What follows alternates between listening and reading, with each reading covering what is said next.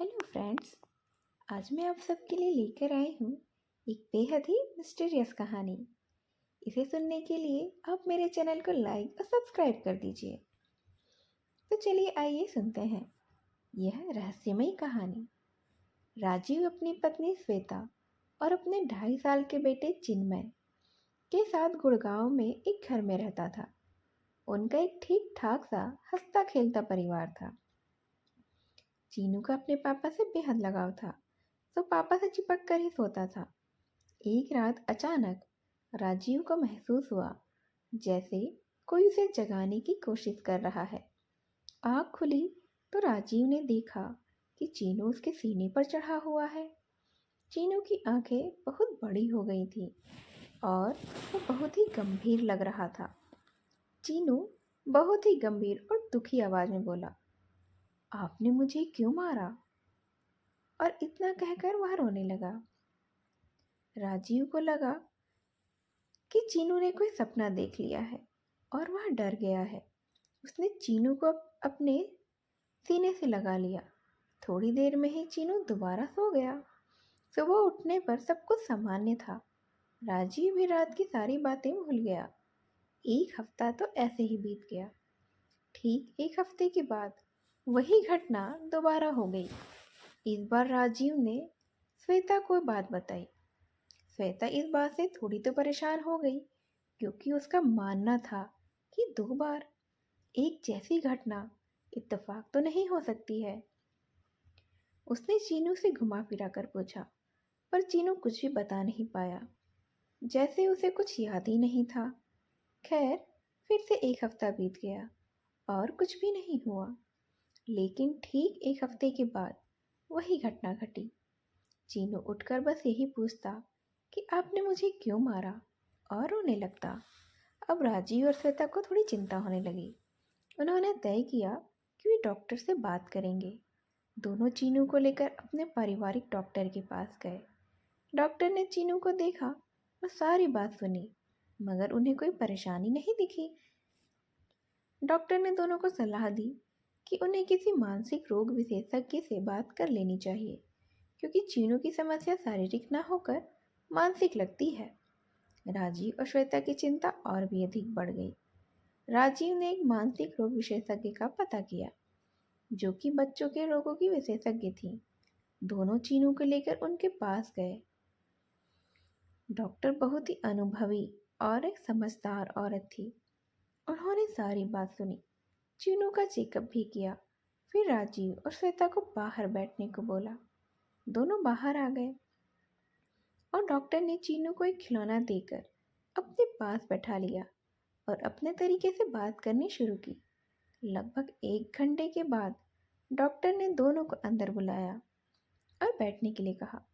Doctor ने बहुत ही गंभीर आवाज़ में बताना शुरू किया, राजीव जी, मैंने आपके बेटे से बहुत सारी बातें करी हैं और आप तो जानते ही होंगे कि हम लोगों के अंदर से वो बातें भी निकाल लेते हैं जो कि वो होशो हवास में खुद भी नहीं जान पाते हैं। बातों बातों में जो मैं चीनू से जान पाई वो आपको बताना चाहती हूँ। हो सकता है आपको मेरी बातें थोड़ी सी अजीब लगे, पर ये सच भी हो सकता है। चीनू की बातों से लगता है कि उसका पुनर्जन्म हुआ है और पिछले जन्म में उसकी मौत आकस्मिक और अप्राकृतिक रूप से हुई थी, तथा उसकी मौत के लिए किसी न किसी तरह से आप जिम्मेदार हैं। इसीलिए चीनू बार बार आपसे कहता है कि आपने उसे क्यों मारा। एक डॉक्टर होने के नाते मेरे लिए भी इस पर विश्वास कर पाना तो बेहद कठिन है, पर इसकी बातें यही इशारा कर रही हैं। आप याद करने की कोशिश करिए कि क्या कभी ऐसी कोई घटना हुई है आपके साथ जिसमें आपकी वजह से किसी की मौत हो गई हो। राजीव याद करने की कोशिश करता है, मगर उसे कुछ भी याद नहीं आता। तीनों घर आ जाते हैं, पर राजीव के दिमाग में अभी भी डॉक्टर की ही बातें गूंज रही थी।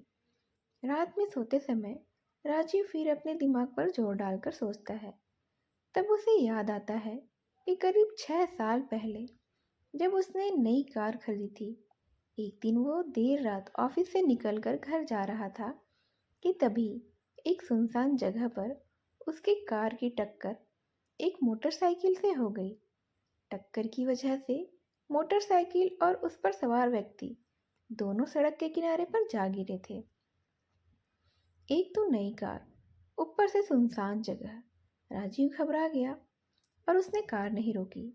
राजीव ने श्वेता को पूरी बात बताई, लेकिन ये भी कहा कि उसे बिल्कुल नहीं पता था कि वो आदमी बचा था या नहीं। दोनों ही इस बात को लेकर बहुत घबराए हुए और फिर बेहद बेचैन भी रहे। राजीव ने श्वेता से कहा कि वो उस आदमी के बारे में पता लगा कर रहेगा, क्योंकि उसे उम्मीद थी कि शायद वहाँ से चीनू के ठीक होने का कोई रास्ता मिल जाए। राजीव ने पता लगाना शुरू किया तो उसे पता चला कि वो आदमी ज़्यादा चोट लगने के कारण वहीं मर गया था। मानेसर थाने में रिपोर्ट भी दर्ज हुई थी और उस आदमी की शिनाख्त हो गई थी, पर कार वाले का पता न लगने के कारण केस बंद हो गया था। ये सारा ब्यौरा और उस आदमी का नाम पता थाने में मौजूद था। राजीव ने जान पहचान निकालकर उस आदमी का नाम और पता मालूम कर लिया। अब राजीव और श्वेता ने तय किया कि वो वहां जाएंगे और पता करेंगे कि क्या हुआ था। अगले दिन ही दोनों चीनू को लेकर उस पते पर पहुंच गए। घर की चौखट पर पहुंचकर राजीव ने चीनू की तरफ देखा, मगर चीनू बिल्कुल सामान्य सा था। ये एक पुराना सा घर था। राजीव ने धड़कते दिल के साथ घर का दरवाजा खटखटाया। थोड़ी देर के बाद एक करीब 40 से 45 वर्ष की महिला ने दरवाजा खोला। राजीव ने बताया कि वो रहमत भाई, जो कि मृत व्यक्ति था, का पुराना मित्र है और बहुत सालों के बाद शहर में वापस आया है। और आने के बाद उसे रहमत भाई की मौत के बारे में पता लगा, इसीलिए उनके परिवार का हालचाल लेने आ गया। उस महिला ने बताया कि वह रहमत की पत्नी है और घर में उसके अलावा परिवार में उसके 2 बेटे हैं और रहमत के बूढ़े अब्बू जो चल फिर नहीं सकते हैं। बेटे अभी छोटे हैं, इसलिए घर चलाने की जिम्मेदारी रहमत की पत्नी पर ही है। राजीव श्वेता को यह सब सुनकर बहुत दुख हो रहा था। राजीव को ऐसा लग रहा था जैसे वो ही इन सब का जिम्मेदार है। सारी बातों के बीच में कई बार राजू और श्वेता ने चीनू की तरफ देखा, मगर चीनू की ओर से कोई विशेष प्रतिक्रिया तो नहीं दिखाई दी। थोड़ी देर के बाद उन्होंने उन लोगों से विदा ली और अपने घर की ओर चल दिए। रास्ते में श्वेता ने राजीव से पूछा कि उसने उन लोगों से चीनू के बारे में बात क्यों नहीं की। राजीव ने कहा कि चीनू की प्रतिक्रिया ऐसी कहीं से भी महसूस नहीं होती कि वो उस घर को या वहाँ के लोगों को पहचानता है, और पता नहीं सारी बात जानकर वो लोग क्या करते हैं। राजीव के हिसाब से उनको भी थोड़ा और देख समझ कर ही कदम उठाना चाहिए। इस बीच एक बार फिर वही घटना हुई। चीनू ने राजीव को जगाया और कहा, आपने मुझे क्यों मारा? और फिर रोने लगा। राजीव ने चीनू को अपने सीने से लगा लिया और बोला, मैं आपको आपके घर लेकर गया, पर आपने पहचाना ही नहीं। चीनू ने बहुत ही अजीब तरह से राजीव को देखा और लगभग चिल्लाकर बोला, नहीं, वो मेरा घर नहीं है। और इतना कहकर वो और भी तेज फूट फूट कर रो पड़ा। श्वेता, जो अब तक सारी बात सुन रही थी, बहुत ही ज्यादा घबरा गई और कुछ ही पलों में चीनू तो सो गया, मगर राजीव और श्वेता की तो नींद ही उड़ चुकी थी।